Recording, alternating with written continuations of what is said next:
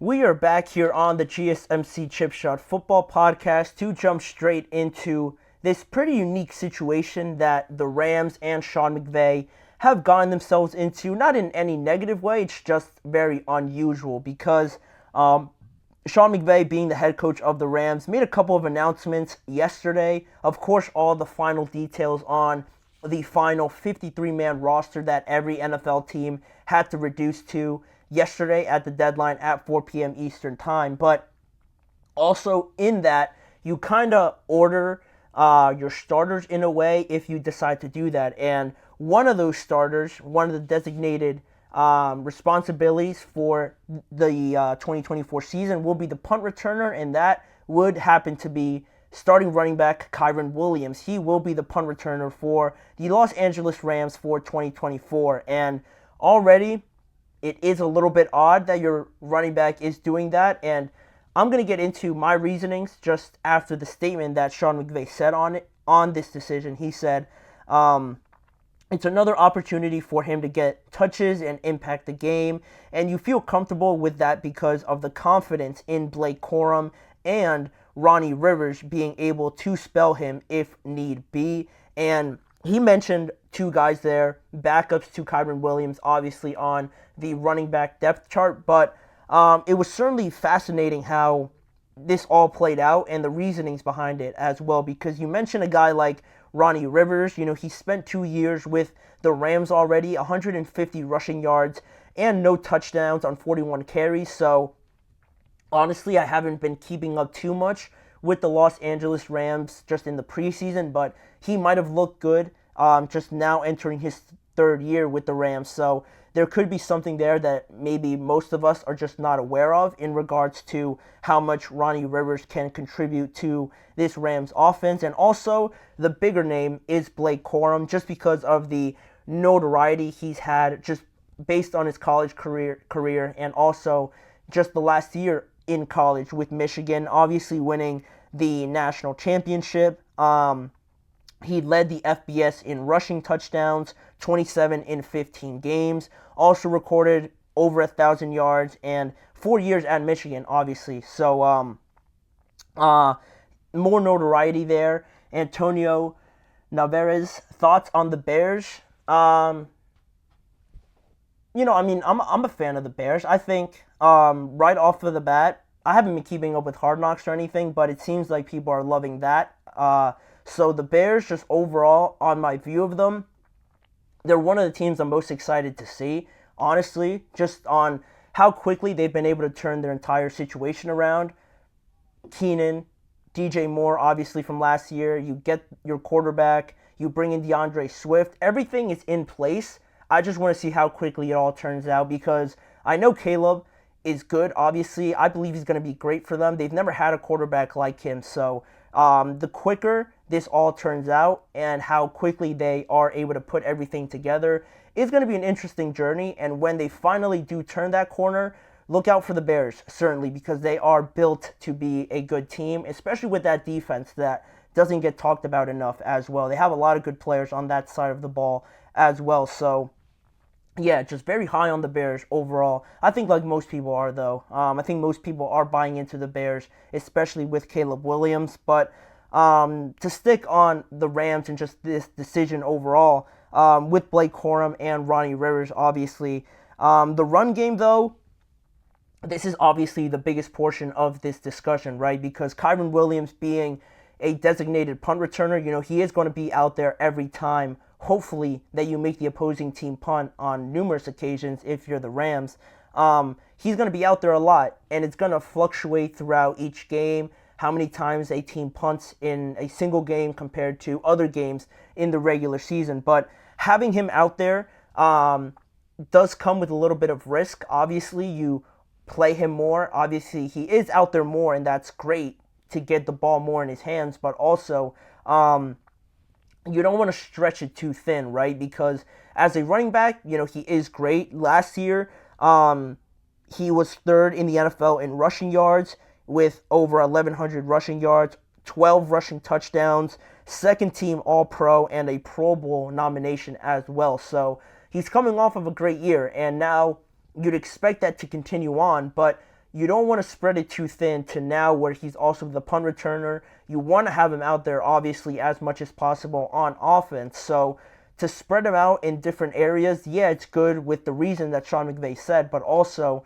the confidence that you might have in Ronnie Rivers and Blake Corum could be up here to start the year, but how it actually plays out with how inexperienced both of these running backs are in the NFL so far will be something to keep track of, because obviously last year, they didn't have Blake Corum and Ronnie Rivers wasn't really a viable option for the Rams. So when they didn't have Kyren Williams in 4 straight games that he was out with a sprained ankle, the Rams really struggled in the running game, only averaging 94 rushing yards per game and only scoring 2 rushing touchdowns in those 4 games that Kyren Williams was not there. So you saw the pretty negative side of it when Kyren Williams isn't out there, and he might not be out there as much anymore with, being on punt return, being a little bit more fatigued over the course of an 18, 17 game season.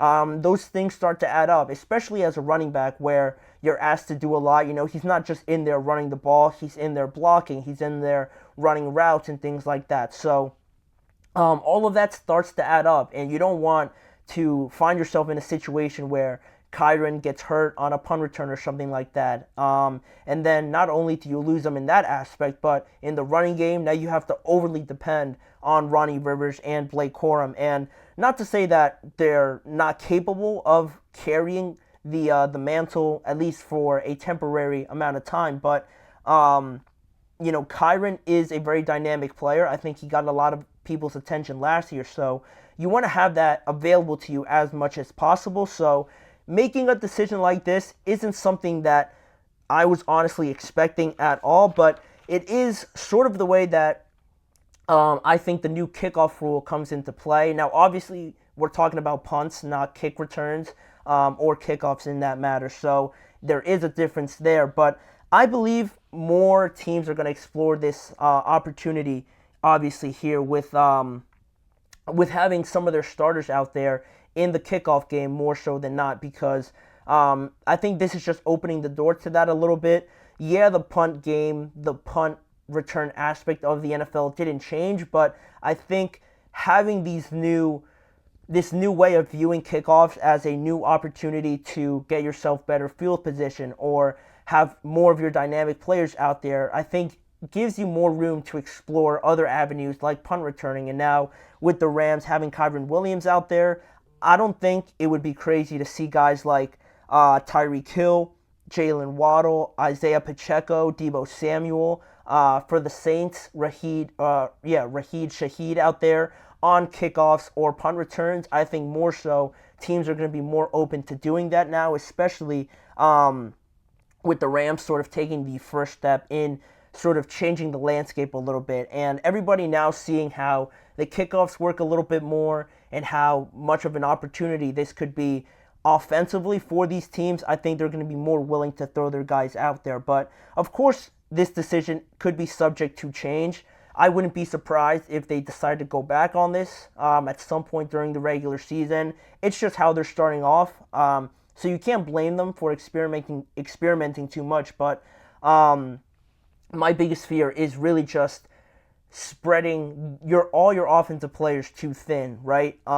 Because if you have Kyren Williams out there for punt return, does that open the opportunity of having somebody else out there for kickoffs potentially? I don't think they'd throw Kyren back there in both aspects. So maybe Puka back there on kickoffs or something like that, another one of your receivers on kickoffs. I don't think that's too out of the question now that you're exploring this opportunity of having your starting running back, your star running back out there for punts. So with the plethora of weapons that the Rams have as well, it might seem like a situation where you can afford to do something like this, but again, injuries happen at the worst time possible more often than not. So already having some questions with injuries just over the last few years with Cooper Kupp.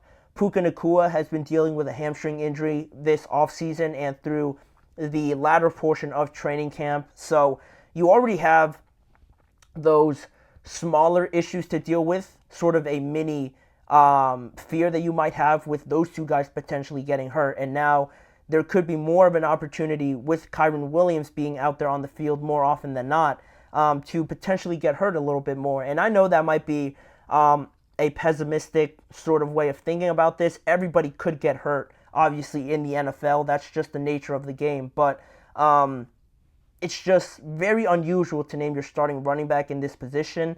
That's where, especially with this new format of kickoffs, that's where you thought an opportunity for an unknown guy, a undrafted guy, a late round draft pick to make his name through special teams, especially with how the landscape is changing. That's more so where I thought this avenue was going to take us, with discovering these unknown players and then just turning them into special team stars. But the Rams really threw a curveball in there, so obviously no one's hoping or anything like that for Kyren to get hurt. You're wishing all the best for him because he is a great player. Big fan of him, just from last year watching him. So hopefully it all turns out well.